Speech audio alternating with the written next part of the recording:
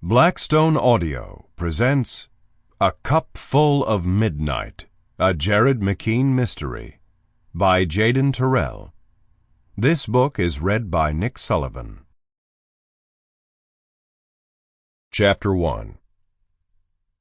The call came 3 hours into the stakeout, just as the man in the cowboy hat pulled up to the curb in a red Lexus so polished it looked like it had been dipped in molten glass.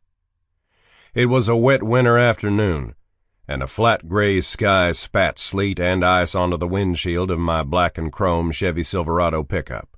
A sweet ride. Not so sweet in the middle of winter with the engine off to keep plumes of exhaust from drawing attention. Shivering behind the wheel, I blew on my hands to warm them. Then, ignoring the phone vibrating in my cup holder, I lowered the window and reached across the seat for my camera.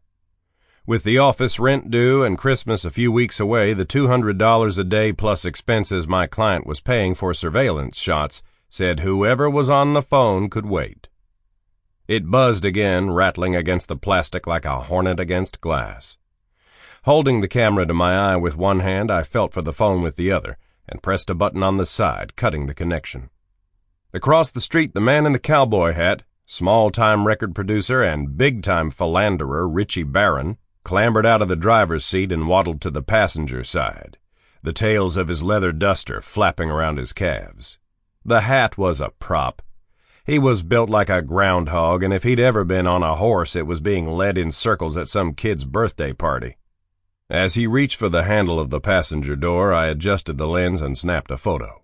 The phone buzzed again. This time I glanced over at the caller ID on the illuminated screen. My niece, Caitlin. I frowned. She wouldn't risk losing her phone privileges to call me in the middle of a school day unless she had a serious problem. But why call me instead of my brother or his wife? Fingers numb with cold, I lowered the camera and fumbled for the phone, flipped it open, and held it to my ear. "What's going on, Katie Bear?" I said. At 14, she was too old for the nickname, but as her favorite and only uncle, I got a special dispensation. "Hey, Uncle Jared." Her voice was almost too soft to make out, so I shifted the camera and put a finger in the opposite ear to hear better. "I'm not supposed to have my cell phone out, but..." "But?" Phone tucked between my jaw and shoulder, I aimed the Sony and snapped another picture as Richie slung open the passenger door of the Lexus.